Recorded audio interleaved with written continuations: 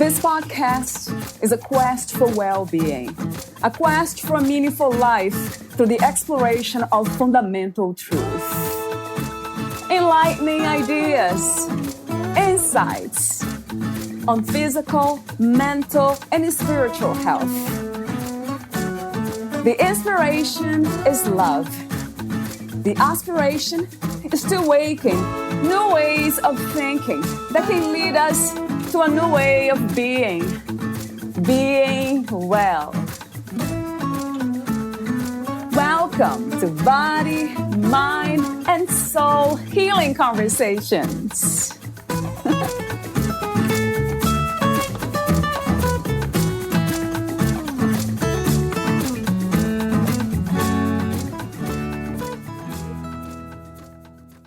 Narcissistic abuse is a destructive form of abuse that impacts interpersonal growth and leaves its victims shells of their former self.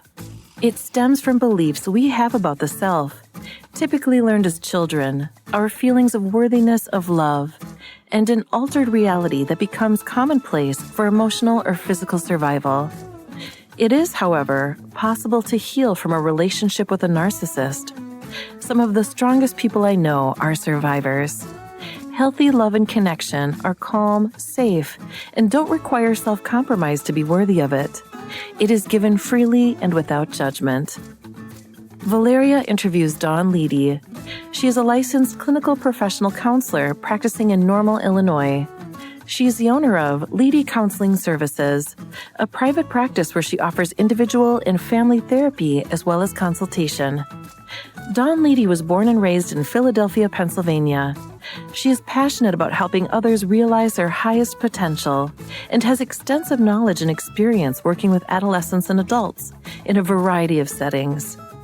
Dawn empowers her clients through a mix of education, guided explorations, exercises, and humor to break free from negative patterns and beliefs which prevent them from being their best self.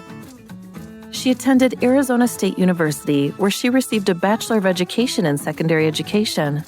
After briefly teaching high school English, she knew the best part of the job was getting to help and inspire young minds. She left teaching and returned to Arizona State University, where she received her Master of Counseling degree. Over the past 22 years, Dawn worked in a variety of clinical settings, including intensive outpatient substance abuse programs for adults and adolescents, psychiatric hospitalization for adolescents, community health clinics, schools, domestic violence shelters, and outpatient counseling. She also frequently serves as a consultant for the family court system, advocating for the voice of children. When Dawn is not working with clients, she enjoys spending time with her family and friends, attending concerts, traveling, cooking, and is an avid writer. Meet Dawn at dawnleedie.com. Here's the interview with Dawn Leedie.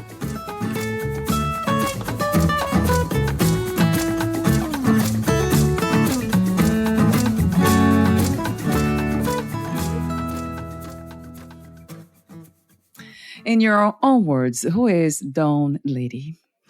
Ooh, I would say number one, I'm a mother, and then friend, and I'd also like to put the word healer in there too, because one of my passions in life is helping people be better versions of themselves. So those would be that. And also I would probably say a music addict. I'm also a music addict. So that's in there as well. What's not to love about music? Absolutely. Right. I agree. It's what keeps me sane. I agree. And the follow-up question has to be this one. What inspired you to become a therapist? Ooh, I was a high school English teacher. That's how I started my career. I did not last very long at that because I sometimes don't play well with authority. And I realized that what I really enjoyed about that job was when kids would come in and sit with me during their lunch or my prep period or something like that. And they would talk about just what's going on with them. And we would wind up just exploring different things, and they would walk away with different ideas and watching them become into themselves. That was something that really inspired me. So I said, you know what, I'm done with this teaching. And I went back to school and got my master's of counseling. And I've been a therapist for going on 23 years now, I think. Yes. Yeah. So that career found you. It It's did. kind of quite the opposite. Mhm. Yeah, that is not a surprise to me. And then another, you mentioned, I hear this a lot, the being the best version of ourselves. Mhm. What does it look like? How would you describe that? The best version of ourselves, I Yeah. would say, would be utilizing the potential that you have, utilizing your talents, and also having self-awareness, knowing where some of your blind spots are, Right. and also being willing to continue to do the work to discover some of those blind spots and work on those. And also in the line of work I do, I would definitely say it's letting go of all the baggage that you've been carrying around for your whole life. Yeah. That baggage that's not really full of all your stuff, but yet Mm. you've been carting it around your whole life. So Yes. I would Yeah. say letting go of that helps you be a best version of yourself. Yeah. Trauma comes to mind. That's the word I was thinking of. Wow. And in terms of feelings, what does it feel like to be the best version of ourselves? What comes to mind? I don't know, because I don't think I've even hit the best version of myself yet. So that's a good question. I would probably say that's TBD Yes. what that feels like. But I Yeah. would probably say, if I had to put it, that it feels like peace and levity. Those are probably the closest Mm, words that I could come up with for that. mm, But yeah. um, Yes. I'll let you know when I get there. Yeah, I love that. If there's a destination, right? For such a thing. We wish. Yes, it resonates true to me. This idea of being peaceful and then being playful. I Mhm. love in your bio, that really caught my attention too.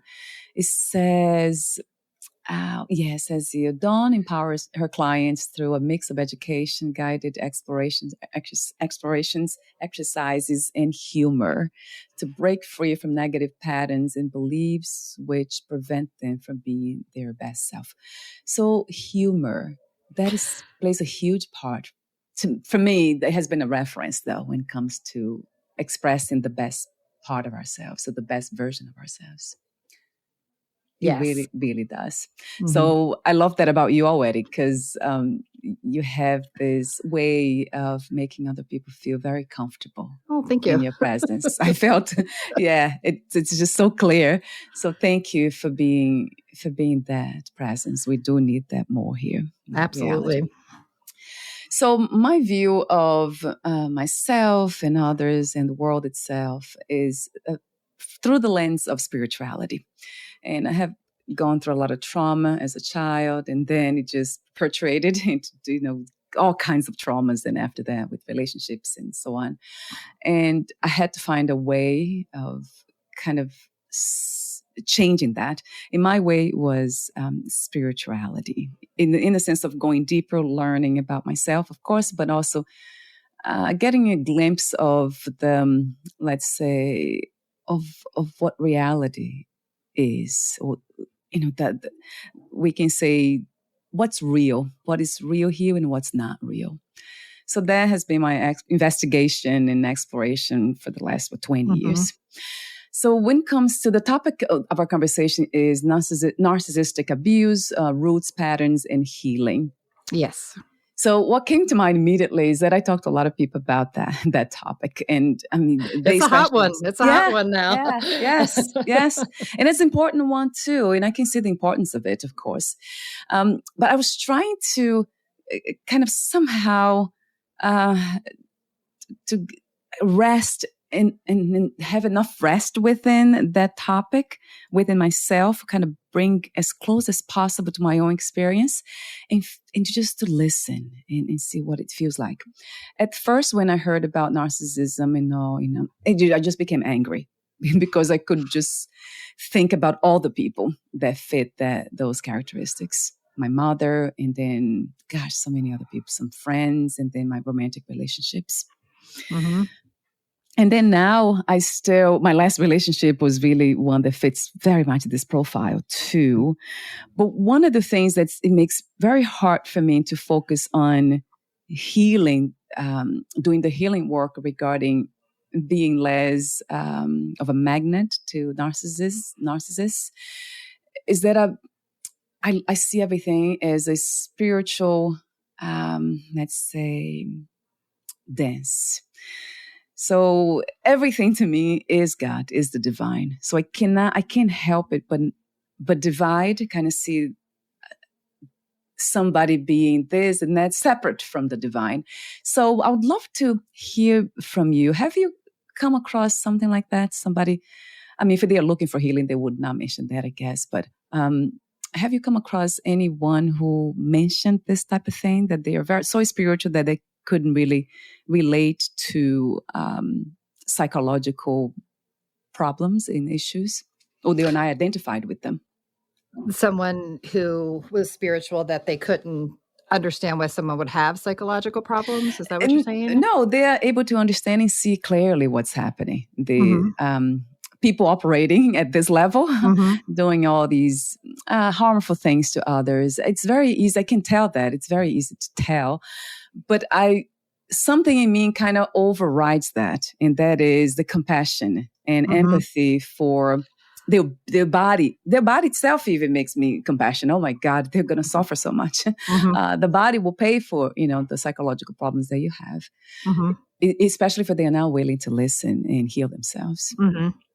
So yeah, that's... Yeah. And I think one of the words that you brought up, I think or where I went with that question was, one of the things that I find is really difficult when people are on their healing journey after they've been in a narcissistically abusive relationship is understanding, how could somebody interact with me that way? How could somebody treat me that way? Because typically the people that a narcissist attracts are good people with good hearts that are caring, that are empathetic.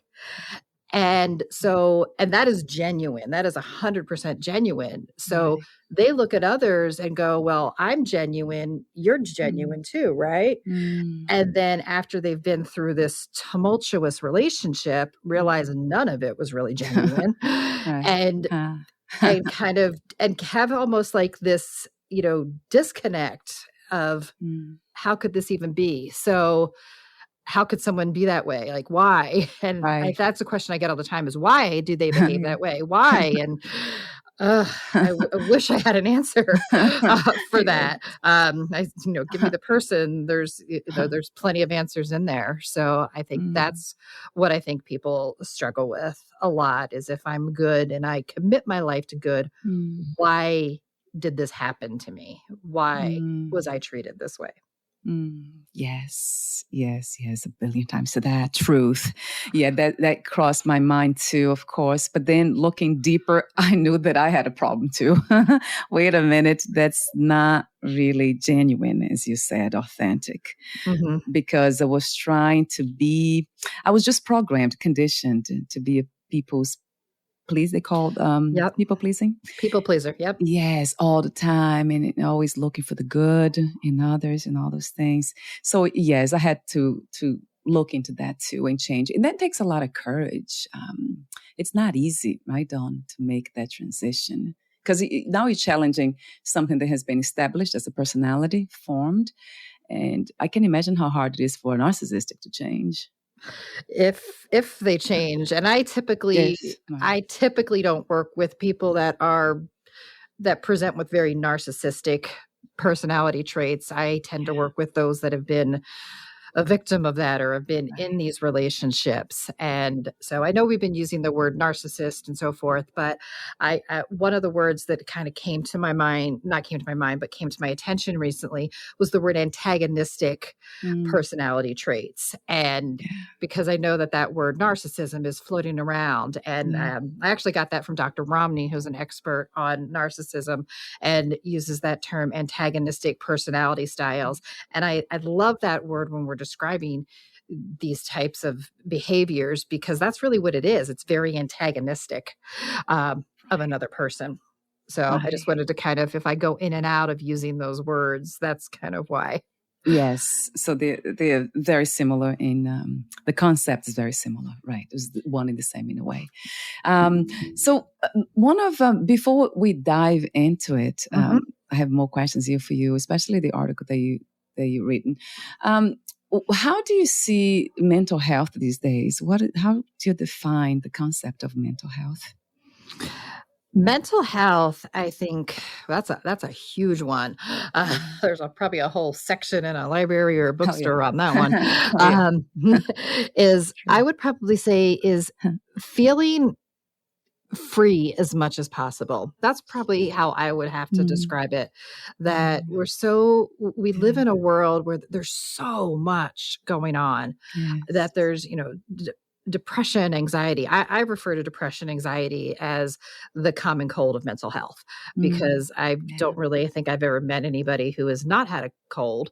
And yes. I'm not sure I've ever met anybody who has never experienced depression or never experienced anxiety. Right, And right, I kind of say they're kind of, you know, two sides of the same dog, yes. with it. Just kind of which one's going to be wagging or which one's going to be barking at the time. But where you find one, Okay. you're going to find the other. Yes. So the idea of being free, I love that. Hmm. That's Yeah. one of my main interests. What is freedom? What is to be free? That's I have a platform Hmm. that's titled "The Freedom to Feel." I get started Hmm. there because I used to judge the feelings and emotions, and now the practice is just let them come and go. And, Hmm. uh, and that's my way of being freeing from them, freeing myself from all the patterns of trauma and the residues and all that. I just let them come and go without Hmm. judgment. But going back, I love that. I mean, that's another topic in itself, right? Absolutely. Yeah, That's why I was yeah, saying what is, kind of mental health. I'm like, yeah, whoa, that's yeah. a big one. It is. Yes, I agree. And also because it varies too. It's not something that is static, right, Dawn? Hmm. There is this dynamic. It's almost like dynamic freedom, dynamic balance. Hmm. Nothing's really static and fixed as No. we think it is. No, it's absolutely not. And even our moods are not Mm, static. There's kind of right, this belief that, well, if I'm right. free of depression or anxiety, I'll just be right in this middle line. Yeah, And we're humans. We are not robots. Our moods are meant to be up and down, and not right. so up that they're extreme and causing us problems, and Yeah. not so down that they're extreme and causing us problems. But Mm, within a reasonable range in the middle, be moving up and down. yes. That's part of us being human, and what differentiates us from other species. Yes, right. And that might be one of the main, let's say, problems or causes for mental health issues. It's the misunderstanding that humans are supposed to be in a certain way, like not have those feelings, or not, that's Right. it comes to me all the time as a message. Okay, Yeah. we need to know more what Mhm. it means to be human. Right. And I think what I see mostly is people comparing themselves to others and going, well, Mm, they're happier than I am, or well, yeah. they don't get as anxious as I do. So that even increases things, rather than recognizing that, hey, my moods are supposed to kind of fluctuate. There's some Mm, days I'm just not going to be the greatest, and some days I am going to feel really great. right. So I think So it's that comparison. it is coming to the acceptance too. This was big for me. I remember on my journey, healing journey, just accepting those that things happen that I didn't have any control over them, and it's okay for to be the way it was. So Mhm. acceptance was big, big, big, and then self Yes. love, of course, self Oh, worth. absolutely. Self-love is huge. It's a huge part of the healing process of, what I've written about and so forth. Yes, and then we'll get. Oh yes, we'll get to it in a moment. Another question for you is: Mhm. what are some? This is a question that I think I had copy and paste. I added some other things here to this question. I think it was one of my guests inspired me. He's a philosopher from Turkey, Okay. and then he asked that question. I'm like, oh, this is a great question. What are some fundamental requirements that facilitate healing, change, and transformation from your perspective? From our start, I would probably say number 1 is awareness. Mm, And that's gaining a awareness of our positive traits, awareness I shouldn't awareness of the traits that do benefit us and aware of the traits that do not, so we can change that. And also being willing to have an open mind to different ideas. That's probably something that's going to be causing transformation. And the other part that I think that is crucial for transformation, and why maybe a lot of people don't embark on that journey of transformation, is the willing to walk through the fire of the traumas that we've experienced in the past. There's so many people. I don't know anybody who's made it to adulthood unscathed, that I'm still waiting to meet meet that person. But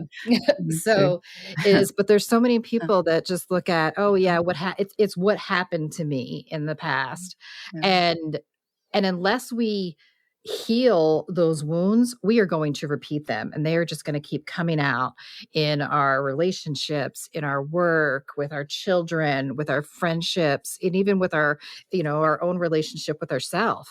So I think that willingness to go through that and admit maybe what was experienced in life was not the greatest. So because we can't get through it without going through it. Yeah, that's a big one. So true. There's something else that you mentioned that before we get to the article, I have so many notes here.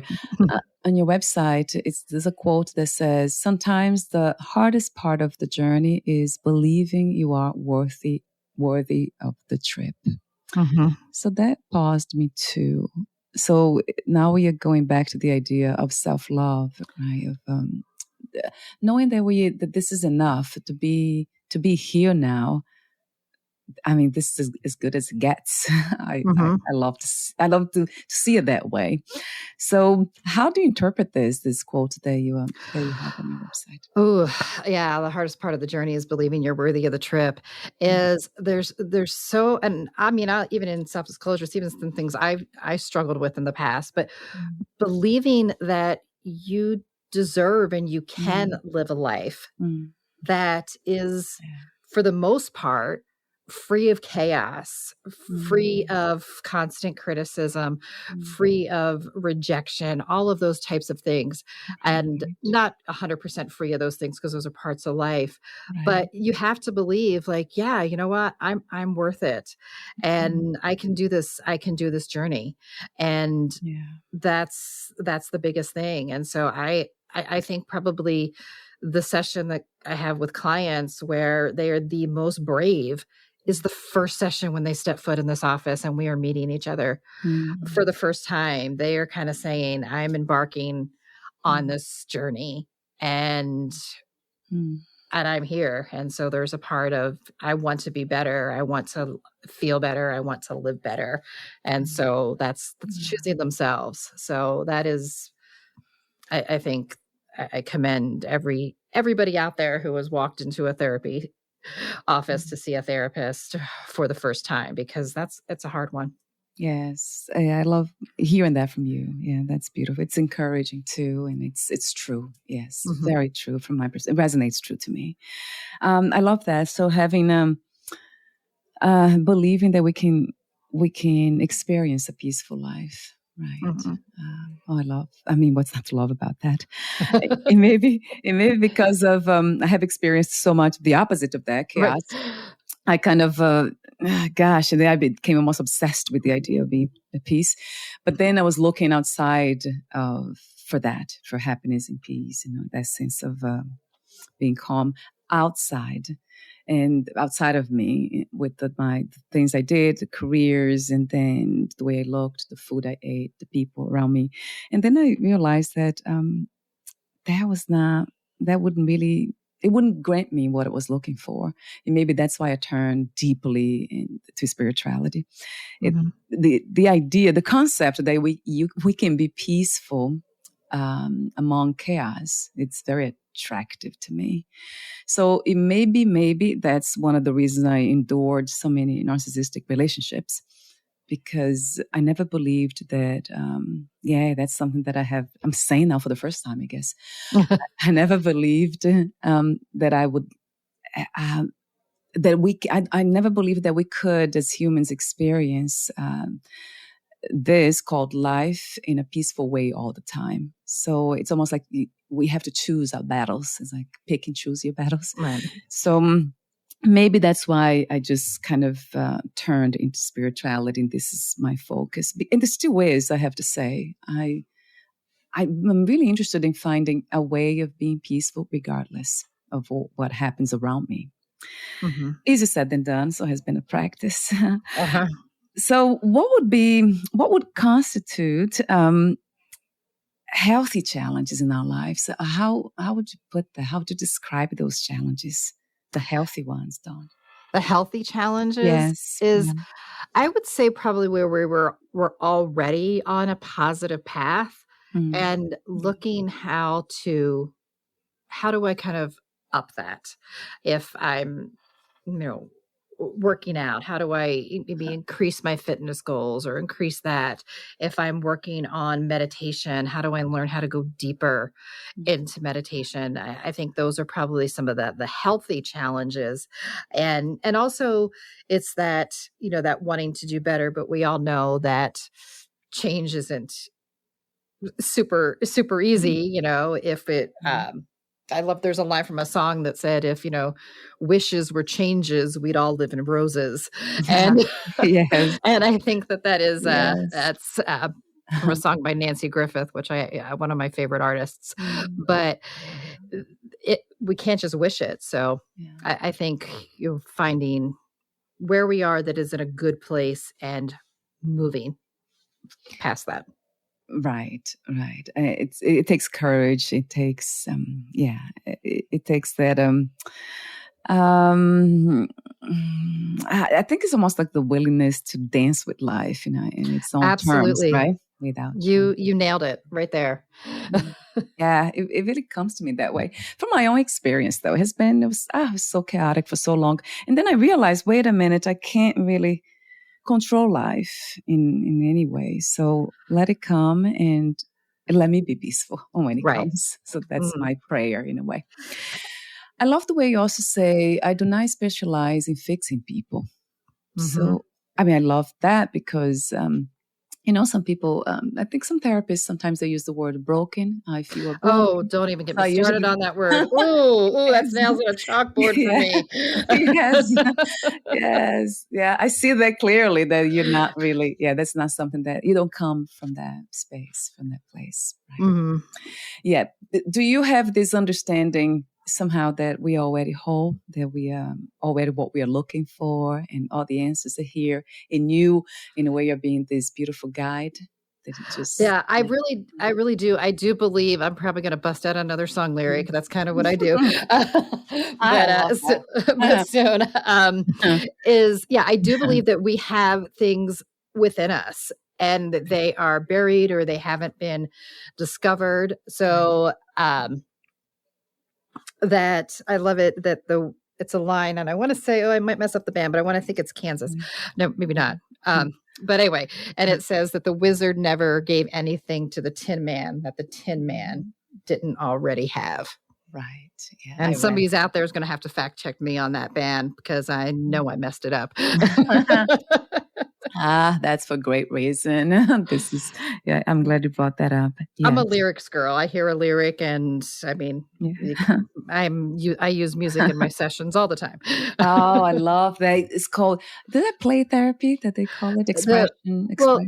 Art. It might be more music therapy, but I use it more of, I focus more on the lyrics, coming from an English background. Yes, right. Lyrics speak to me pretty hardcore. So whenever, if a client says something and the song pops in my head, I'm like, you want 3 minutes to kind of hear something? And they're like, yeah. So we put on a song and they're like, oh my gosh, that person was in my head. And it just fun. And it just helps them to, number one, understand they're not alone, like what they're experiencing. Right. People have been there, done that, and there are going to be people after them still doing that. So I think that's one of those things that kind of, it's a uniter. Yes, big time. I have to say with expression here. Yes, it's it also breaks the ice. I think has to it connects us. Music, it's just wow. It's something that it's beautiful. It's Mm-hmm. an art, right? That's what Mm-hmm. arts do. I have to credit music and a good therapist, but I have to credit music for healing me. I don't think Yeah, when I needed a voice of reason and there was nowhere to turn, music was there. yeah. So Tell me about it. that is, Yes. And also books. For me, it's interesting how so you have more probably a more artistic brain. I'm yeah, kind. Yeah, brain. yeah, I'm kind Uh, of yeah. like being creative and doing all of those kinds of things. Right. Yes, I love that. And being a therapist, that really, really helps. I was just trying to imagine that, and I never heard it that way. Besides music therapy and play therapy, Hmm. that you just kind of put the environment, the therapeutic environment becomes like a playful type of thing. It becomes Hmm. much lighter than it's supposed to be Hmm. because we take it too seriously, I guess, our own problems, our own thoughts. So it's Hmm. wonderful to have somebody like you kind of breaking the, that pattern and from the get-go, just making Hmm. everything more playful. Yeah, Absolutely. that caught my Yeah. attention when I saw I that always in say the coming into therapy should not be a source of stress. It's a place to dump everything that you need to dump. Don't worry, I've got a big cleanup crew that will take it out of here after you're gone. Um, and so a place where, and just, having, that time, typically an hour, just that hour of that week where the world just stops Yeah. and you get to reflect. You don't have any responsibilities to anyone. You just get to be with you and you just get to be Mm, taken care of yeah. for that hour. And so, and everybody has different needs. I mean, sometimes they're really hard. They're crying. We're going through it. We're in the trenches of trauma work. And sometimes I wonder if my sessions were being recorded, if anybody could tell the difference between that and a stand-up duo comic act. So, um, Yeah. and then anywhere on the spectrum. Gosh, it's such a beautiful invitation for therapy at a different level, right? More, I would say more spiritual. Yeah. I would say that word. That's beautiful. Thank you for being you, Dawn. Thank you. Thank you. So let's talk about narcissistic Okay. abuse, roots, pattern, and healings. And healing. So I guess the first question that came to mind, I usually don't ask personal questions, but you mentioned that in that article about the inspiration for writing too, and for doing Mhm. the work that you do, that you have been through these experiences with narcissistic Mhm. people. So would you like to share? Would you share some of Some those? of that, yeah, just kind of generalize Yeah. is it probably, I mean, I've been a therapist for 22 years and I've dealt with the narcissistic personality disorder, which Yeah. is different than what I'm talking Mm, about in this article, completely right. different. But I never looked at when I was going on my healing journey, I was looking for the faults within me. Like what was I doing in life that Mm, these things were happening to me, that I was encountering these people that weren't accepting me or that were pulling me close and then pushing me away. mm, I kept looking at what is it about me? What is it about me?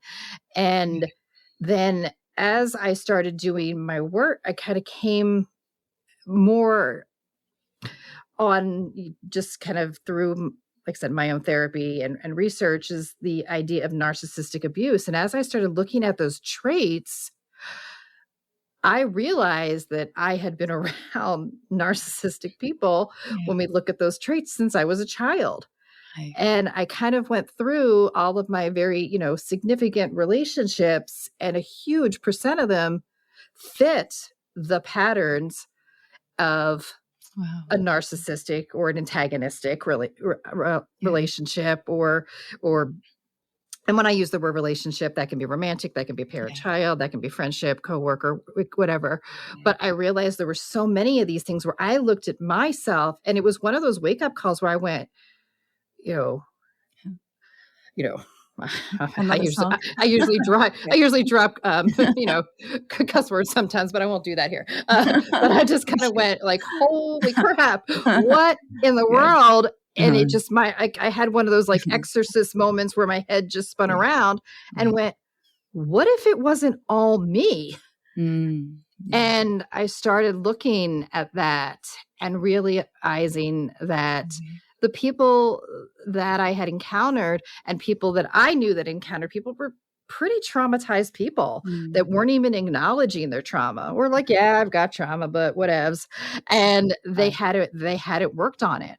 So that was pretty much, and then I became just really interested in researching it and looking at the roots and the patterns. And it's been an area of research and training that I've done over the past, I'd probably say 3 years pretty intensely. I'm still going through my training journey on it with some of the experts that we have out there. But I would probably say that's kind of, I forget the original question even, but Your own that, experience with. that's kind of how my own experience had shaped it. And also with my clients where they would be stuck on these relationships. And I'm like, why are you staying? Like, oh my gosh, Yes. I just can't anymore. I just can't. If you can't leave, I can't help you. Yes. That was kind of where the point I got to. And then through Yeah. studying this and everything, I was like, oh my gosh, I get it.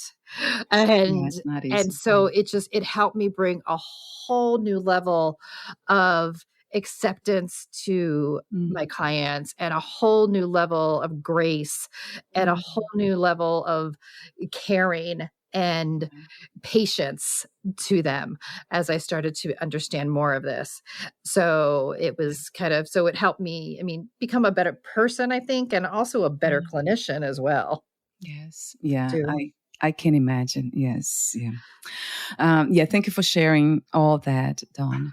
So, I know you mentioned this, when you kind of contemplating the idea of, the problem being you, like it was exactly my case too, like, oh, so something wrong with me. And then you find out that it's not really only you. That's Right, what I only, realized, yeah. right? There's definitely a piece that is you, but Yes. not as much as maybe you were taking ownership for. Yes, right. I was taking the responsibility for everything. Yes, like it was especially given the personality, right, and how it was formed. In my case, people's pleasing, and I just had horrible boundaries. I couldn't say no to anybody. Yep. Oh, that was and it's still not easy though, I have to say. No, boundaries are hard. Yeah. And that's kind of one of the things. That's one of the things I say all the time. And people think, oh, well, we'll set some boundaries. Boundaries are hard because when you set them, you get pushback. Yes. And that pushback does not feel good, or we get guilted, and then we feel like we're bad. So we go back into people pleasing, and then we feel bad. So we set boundaries, and then it's this cycle that just keeps going and going and going. Yeah. So what is your suggestion when it comes to that? I know this is already a different, within the subject of when it comes to what exactly? Yeah, boundaries. How do we do we train ourselves not to become guilty? Or we just kind of let that go too? Because that's what I'm doing these days. One of the things I think it's actually a concept from the therapy model of DBT, which is distress tolerance. And that's training ourselves to be able to sit with that uncomfortable feeling. Yes. That we're not going to die from it. We're not going to pass out. It's not going to feel emotionally good. But being able to sit with that within ourselves until that passes. Because so often what we're doing is when we set a boundary, or we think of setting a boundary, we think, how's that other person going to react? What's going to be the consequences if I set this boundary?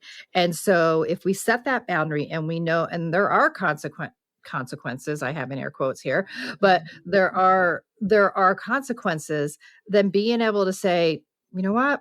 Okay, that's kind of what it is. I don't like the way this feels, but it's going to be okay. This is one of those moments that I kind of have to get through. The analogy I use a lot is, I don't know if you've ever been driving on a road and you're just driving along and all of a sudden there was a rainstorm that comes out of nowhere. Your windshield wipers, they can't move fast enough. You can't see.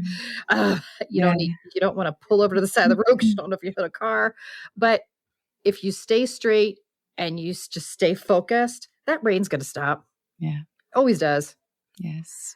And so I think that's one of the biggest things about boundaries is I'd say mastering, but more increasing your ability to just be present and tolerate that distress. Yes, that's a very useful advice. Yes, suggestion that I have been trying. It's not easy, right? And then it's very, it feels like I am highly attracted to a pattern, right? Of behaving the same way. So that's what it is. Gosh, it's amazing. But Dawn, it feels like empathy, like, and then goes back to that idea, the concept that the identification with the personality patterns, like, oh, I'm an empathic person. How could I let him suffer? And that doesn't make sense.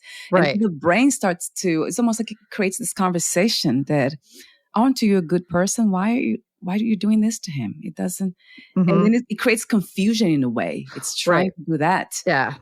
And you just kind of hit on something, which is a something that I talk about, which is, and this word I'm going to use is all over social media these days too, but gaslighting is we know what we feel. We know when something feels good or bad. I mean, even if you take a 2-year-old and you put them around different people, they know which people feel comfortable to be around and which people don't, even though they can't articulate why or anything. They can just feel that within our bodies.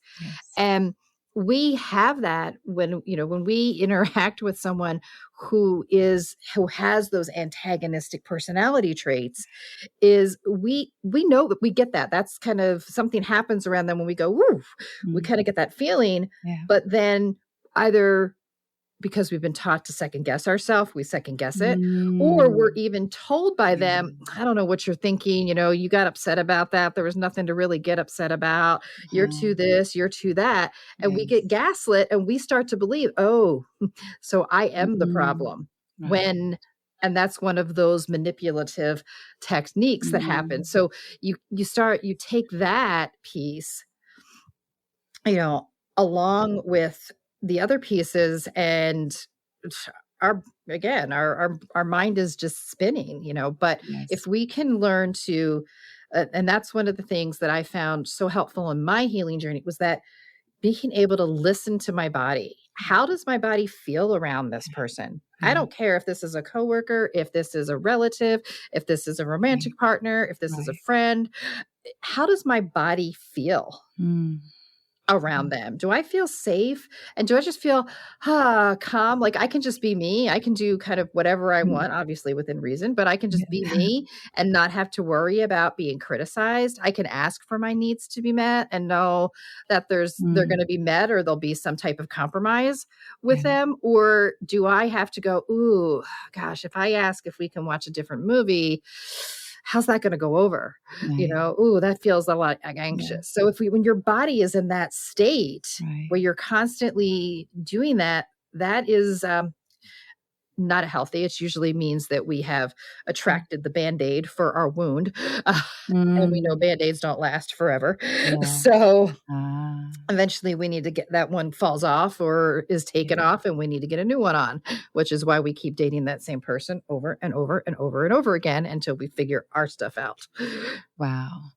The same person in a different body, that is. So it's just one way really to solve the problem, and that is to heal ourselves. Right? Absolutely. Yeah. So it really fascinates me that narcissistic people, which I would love to ask you that question again. What's the difference between narcissistic personality disorder and PD and narcissistic abuse? Okay. Actually, I should ask this question first before. Yeah. That one is narcissistic personality disorder is a clinical diagnosis that is made by a trained mental health provider after gathering information, conducting assessments, doing interviews or sessions with that person, and they have met 5 out of the 9 traits that are needed for that clinical diagnosis. And we've called those people narcissists in the past. However, so that is that. Narcissistic abuse are people that use narcissistic traits to manipulate others for their own personal gain, to help, boost their ego, to do those types of things. It's a coping mechanism. It's trauma based, but that uses all of those types of things. So, and either A, they have never been evaluated to get a narcissistic personality disorder diagnosis. So if you've never gotten it, you technically don't have it. Or they don't meet all the criteria for that. And maybe these traits aren't quite as pervasive in all their areas of life as they would be for someone with narcissistic personality disorder. Right. So, for example, someone with narcissistic personality disorder, you're going to see that come out in their relationship with their children, with their romantic partner, in their work situation, with their friends eventually, with their family who usually knows who they are, but they stay quiet about that. Like you're going to see that everywhere with someone with narcissistic personality disorder who's been clinically diagnosed. With someone who has narcissistic traits, you may see that come out in certain friendships, or you may see that come out with a romantic partner, but maybe not with their child. And or maybe not with one particular child. So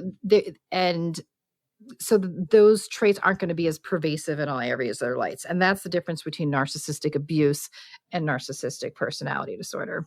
Wow. That's very clear to me. The question that comes to mind is that why would this happen? The difference in relationships, is that because of the way it started with the attachment they had, maybe? Yeah.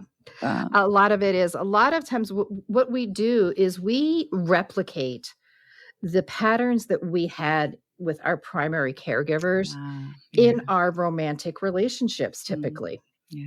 I mean, some of that can be seen in work situations or friendships, but where we clearly see it is in our romantic relationships. We're so used to the role that we played that we keep playing that. Wow. And until we gain that insight, so when you take someone who has those narcissistic traits and someone who's an empath who was completely oblivious or not willing to do anything about or explore the traumas that they have that have created them that way. And I'm not saying all empaths are deeply traumatized or anything, but you're going to have this explosion that happens. Yes. Another question comes to mind. Thank you for answering all these questions. The other one is, it fascinates me that people with this problem, which I consider an issue, the narcissistic personality disorder or the narcissistic abuse traits, that they are not able to sense or identify, empathize with others, because that seems to be very natural to humans, right? We're social creatures and we're spiritual beings. Yeah. So, wow, that's a huge disconnect. That is one of those things, because also with empathy also comes vulnerability. And that is one of the things that someone who has those, more of those antagonistic traits, their ego may be very fragile. And so being able to go to a place where I may need to admit that I'm wrong about anything that has to do with who I see as my core, that's not a place I can go. And so, or there is vulnerability.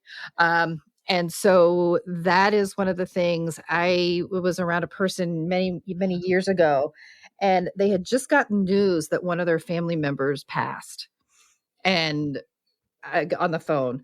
And I remember thinking, oh my gosh, I not having any relationship to this family member. I mean, I start kind of getting a little welled up and so forth. And then I looked at that person and they had one tear in their eye. I was like, are you okay? And they're like, yep, fine. Let's go back to what we were doing. Wow. And my head was just like, wait a minute. Yes. You just got some pretty bad news. Yes. But to go there, that would have meant being vulnerable. And if I'm vulnerable, then all that trauma it's been stored away might start leaking out. And I am not willing to go there. So you know what? We're just going to keep it fun. We're going to keep it casual, and we're going to keep the jokes on the table. I see. That's why, going back to what you said earlier beautifully, how much you honor the courage of people who take that step to heal themselves, because we know it's not easy. Yes, it took a lot out of me too, to be able to look deeper into it, and still continue to do that. So I can only imagine for people like people with this personality problem that it would be so much harder for them. So I can't help but empathize with them too. And I know that can cause a lot of destruction, because I have had the experience too, and I know how far they can go. But I was talking to somebody who said, telling a story about a woman who got married. She was so excited, and then she got married with this guy that was not so good, probably a narcissistic person. And then 2 weeks later, she wanted to divorce him. Like, oh no, I had enough. And her mother said, "Why would you leave a sick person?" Ooh. So that was interesting. I mean, for me, because I love reflecting about these things. So if you come across somebody who needs help, but they actually need help, would you just leave them, abandon them? There's a difference between someone who needs help and is not willing to do their part to get it, and someone who needs help that really will do better with someone holding their hand. Those are two completely different people. And if someone is, and yes, it's very sad a lot of times, the life experiences that someone has undergone that have created them, or that have made them into that antagonistic person. But just because they are not well or hurting or whatever word we want to cause it, doesn't mean we need to sit around and take that abuse or treatment. Yes. And so there, so that's kind of that big thing that we have. And that's why a lot of times you kind of see this come out in different cultures where this is how we do it in, in certain cultures. And it creates, that rather than having that voice and saying, wait, I'm not tolerating this. I can be here and I can help you. But if you were going to attack me, if you were going to continually devalue me and invalidate me, I'm not sticking around for this. You can have that show, but I'm not buying tickets. So that's kind of how my, take on that is. So that's another one of those nails on the chalkboard, but they had a rough childhood. I don't care. If they want to look in the mirror and they want to do the work and they want to take ownership, absolutely, we will do this. But if you're just going to sit there and say, nope, I got it, I'm good. And, everyone's, the other person's taking a sucker punch all the time. Nope. You don't need to stick around for that. Yes. Yeah. Thank you for saying that in a very confident way. Yes, I need to hear that. And I have been learning a lot. And it surprises me too, Donna, that takes so long. I'm 47 now, and it's still like, I can still feel the residues of that. Because the interesting thing is that I consider myself to be a very independent person, which is not a good thing either when it comes to my own needs, because I put them aside a lot of times. So that comes with that personality, right? Right. And a lot of times you do find, people who are, in these, abusive relationships, they are very independent. They are very accomplished. They are very well liked. They have a lot of things going for them. And over time in a relationship with someone who has this narcissistic, antagonistic personality, is that starts to erode. It doesn't go away because who we are is always in there. So keep that in mind. Yeah. But that starts to erode, and we just become this shell of ourselves. I mean, it takes an extreme toll on a person when they are in these relationships, because of a lot of times there's trauma bonding that's happened in these relationships. And I've seen clients in these relationships that are experiencing such, medical or physical issues. They're losing their hair, their skin is breaking out, they're getting hives whenever they're around that person. They are having GI issues, they are losing weight or they're rapidly gaining weight. It could go either way. They're just not good. They're giving up their goals, their priorities, their friends, their family, to try to do whatever they need to do to make this person, this narcissist, happy. And it's never going to happen. Right. And that's why I always say, when people are like, well, but what if just, like in a month he'll be different or she'll be different? No, he won't. But if I leave, he or she will find someone else. Yeah, they absolutely will. Pretty darn quick too. Probably before they're done with you even. Yes. But yes, they will. But you know what? Right. That's going to have a shelf life as well. It may be longer or shorter than your relationship with them, but because anyone who is in a relationship with someone with these narcissistic traits who does not want to acknowledge them, they just continue to go through people. The supply, they need new supply. They need something new. They get bored very easily. So amazing. It sounds very much like an addiction, doesn't it? Oh, it is it is absolutely addiction. Absolutely an addiction. Those two personalities coming together. It is. And it's almost like the actual idea of, taking the steps that it takes to break a relationship with a narcissist is, I equate it to someone going through heroin withdrawal. It is so hard to. They're gonna feel it physically. They're gonna be sick to their stomach. They're gonna be crying. They're gonna be unable to maybe function day to day. Or if they are, it's just the shell of them walking around doing it. But breaking that trauma bond with a narcissist is so hard. It's kind of like just saying someone who is deeply addicted to heroin, well, just, don't use it today. Stop using it. Yes. Oh, okay. I'll do that. That'll work. Yeah. Because if it was that easy, they would have done that months and months ago or so. Right.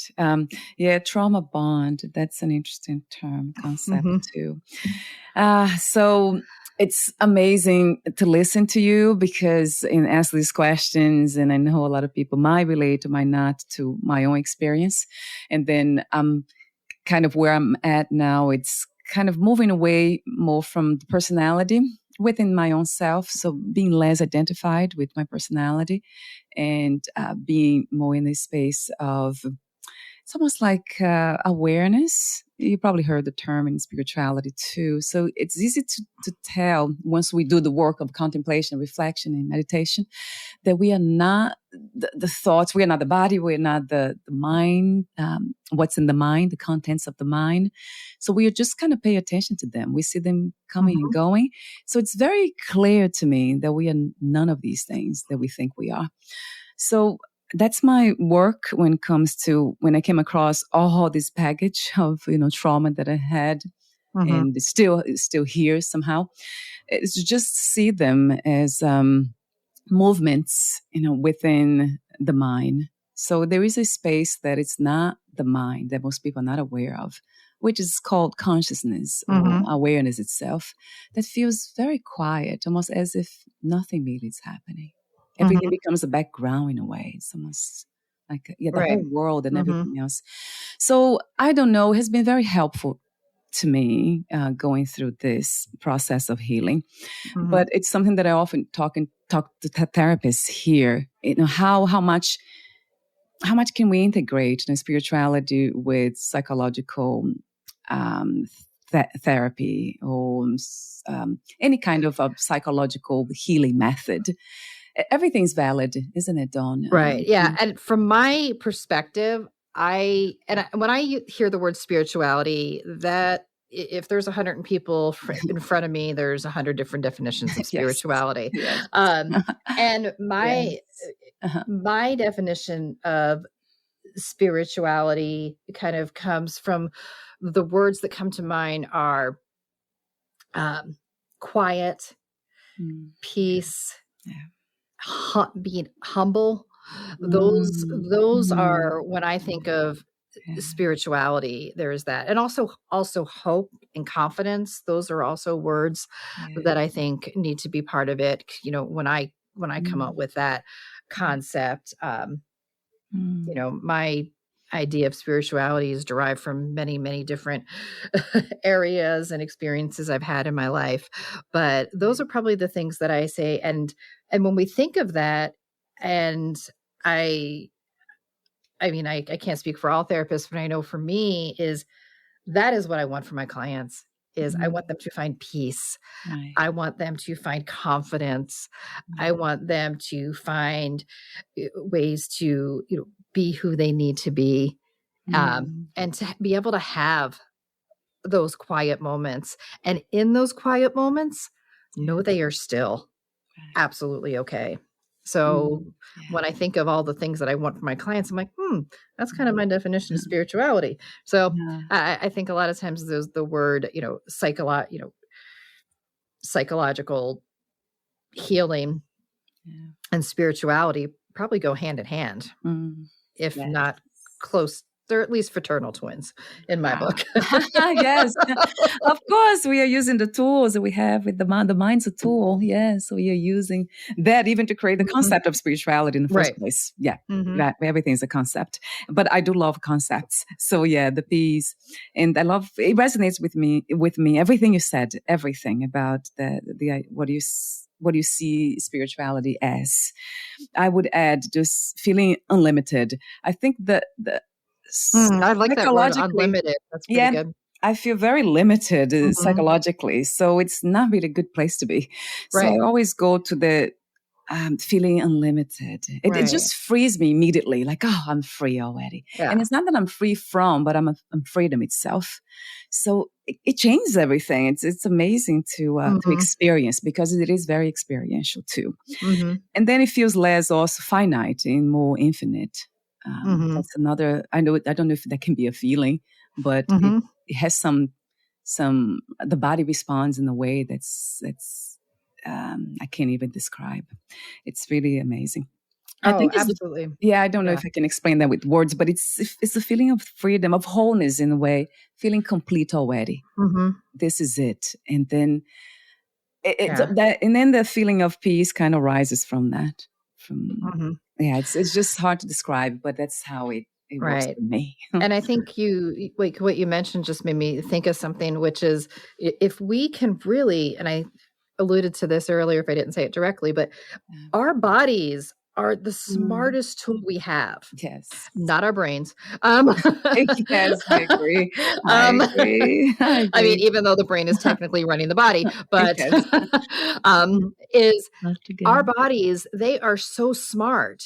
They know when we are experiencing stress. They know when we are experiencing joy. They can joy, the chemicals released during joy are different than the chemicals released during stress. It's absolutely amazing how the body knows what it's doing. But then we have our brain up there that goes, well, I mean, I don't know if this stomach thing really means there's anything going on, this kind of thing. So if we can listen to our body, how we're feeling around people, how our body is responding to certain situations, we're going to have a lot of the answers. I always say, the mind will be wrong. Our gut never is. Yes, I agree 1 billion times with that. And I had a hard time. I resisted that because I couldn't trust my body before. Right. But yes, now it's coming back. It's interesting how Yeah, how we're always learning. Like you said, it's a humble thing, isn't it? To Mm-hmm. be in the body mind. It Yeah. humbles us. Gosh, I could talk to you forever. And I want to mention about the article that you have written. It is just so, it's so clear with I love the information too. You're very generous about the information that you give. So there's a section that says, how do I live and heal? So question mark. Yeah. And then you have all these suggestions. Would you like to comment on them? Because they're very helpful too. We probably have talked already. I think that is probably one of the things that people struggle with the most is leaving that relationship. And so I think I mentioned the nine things that if we can do. Oh, yeah. And a lot of times there's a resistance to that because these things go against the way that we had to behave to try to preserve the relationship with a narcissistic person. Right. But the first thing that needs to be done is to go if you can.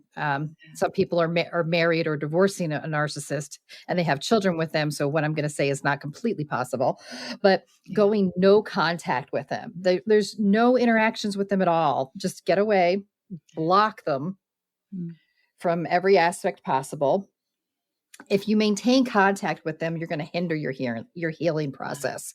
I always say nobody that gets a sunburn can heal from the sunburn if you're still lying on the beach at noon. It's not going to work. You need to go inside where it's cool and there's no sun. So very good that type of thing.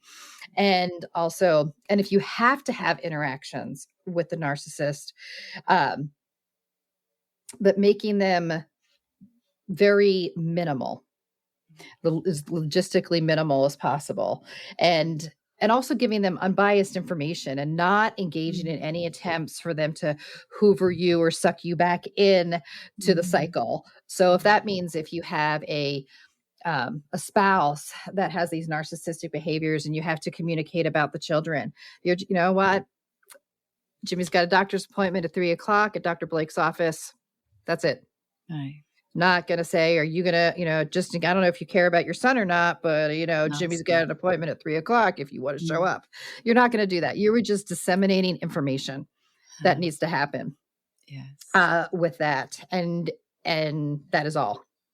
And also the other thing, and this is something that, is so challenging, is do not confront the narcissist. That's a big one. That's a tough one. It is so tough. And so, because when you get to that point where you're like, I know what just happened. Yes. I mean, the sleeves go up, the earrings want to come off, and it's just, so, and that, that there might be this temptation to want to get them to understand this is how you hurt me and you need to take accountability for your actions.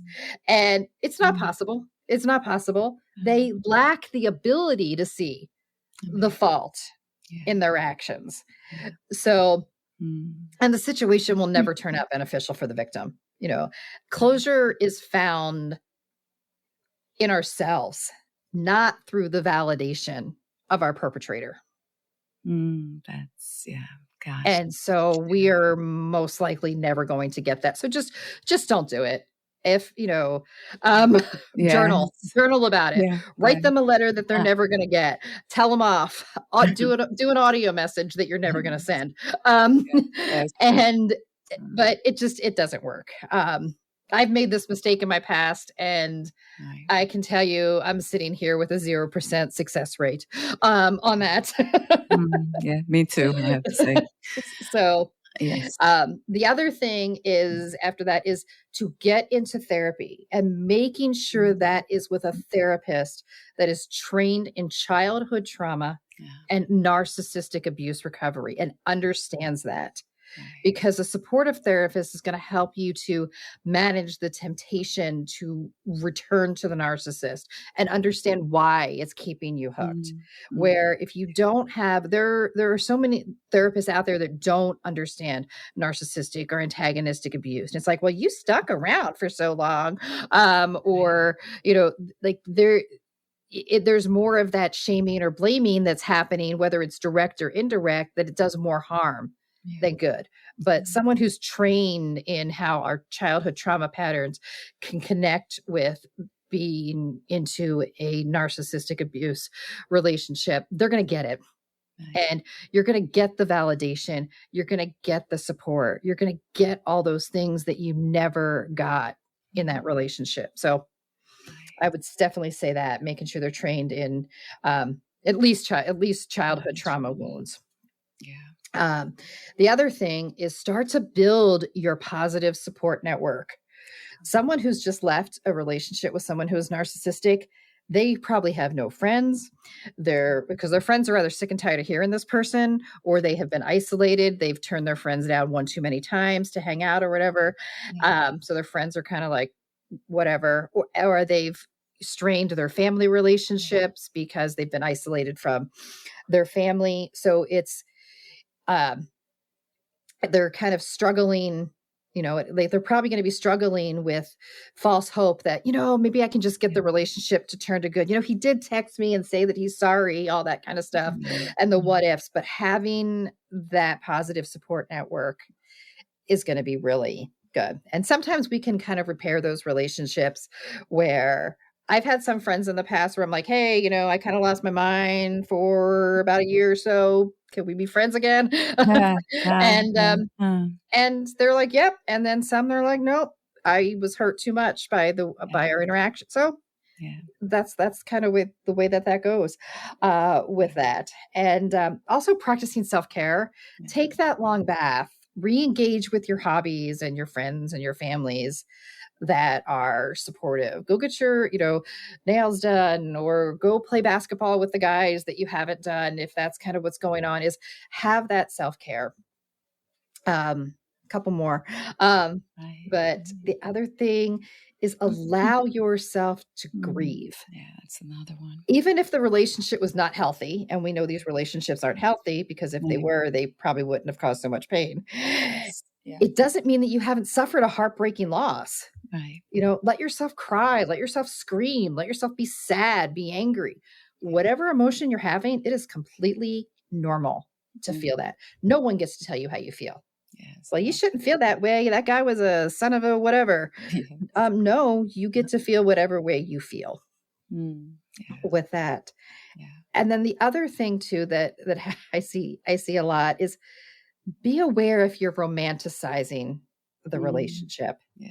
There's a tendency to look at the good points as the defining parts of a relationship.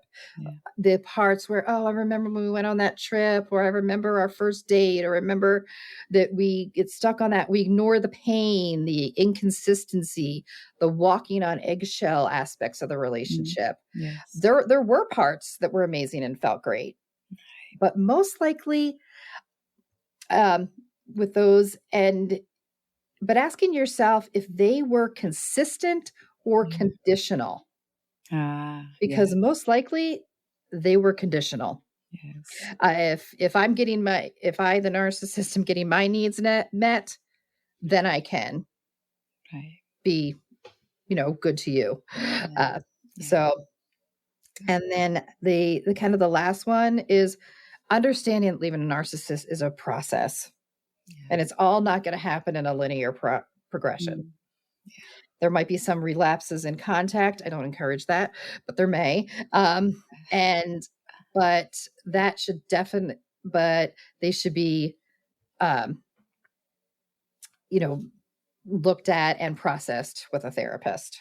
So those are kind of some of those things that I think that if all of those things happen, and really focusing on doing those things, then it is possible to leave those relationships. Wow. Yeah, that's it's just so clear to me that it is a process, right? It's not just one thing. Right. So you're making that extra clear here today. Oh, and the other thing is that I just remembered, is giving yourself time after you get out of a relationship with someone who is narcissistic to understand your part in that relationship. And usually that is, I didn't have any boundaries and I tolerated all the treatment that was not good. That's usually, and why did I do that? What are the roots? Like beginning to understand that, because if we don't, we are going to find another narcissist, Yes. just in a different body. Yeah, that's a big one, So, isn't it? and Yeah, of ending the pattern. maybe worse than the one you were with before. Uh, Oh, God. so so I Mm. think that's huge. Yeah, Mhm.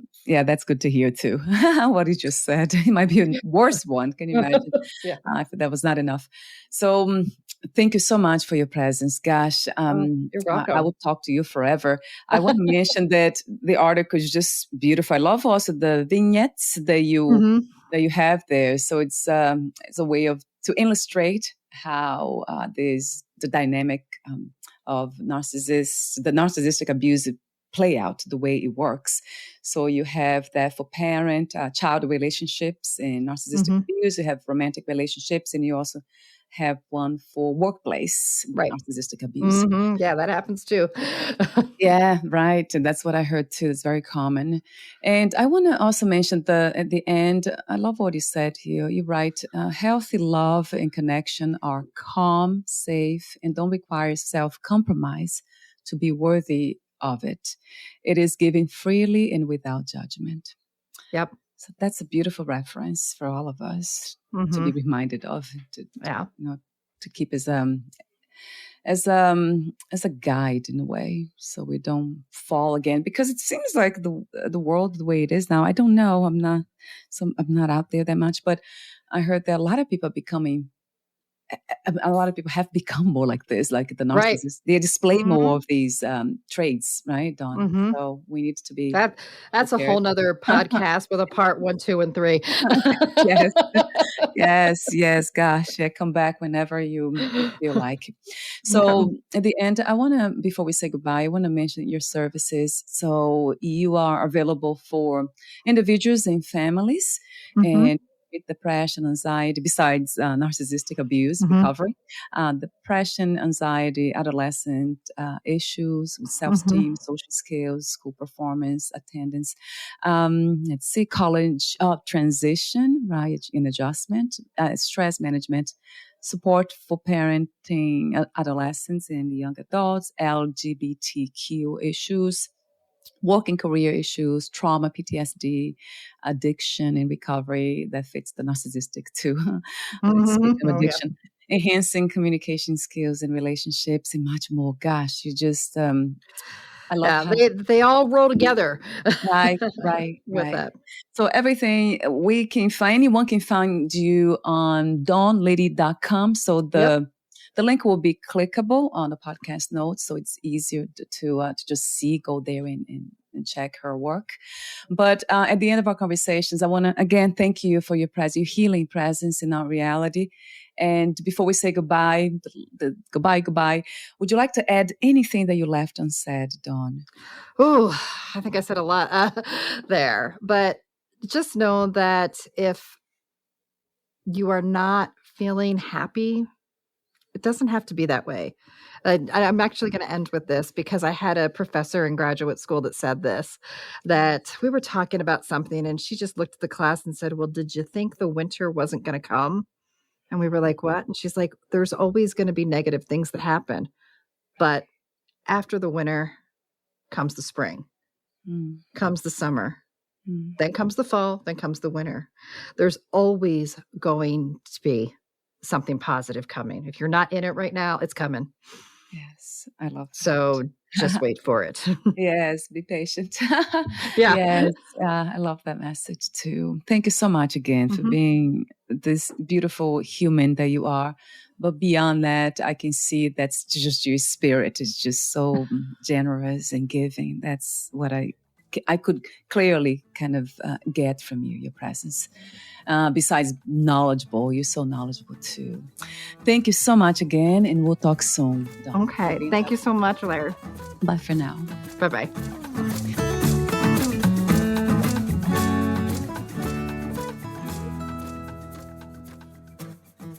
Thank you for listening. To learn more about Dawn Leedie and her work, please visit dawnleedie.com.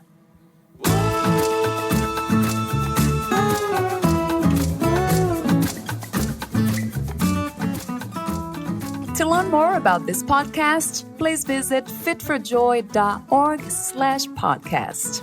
Thank you again for listening, and bye for now.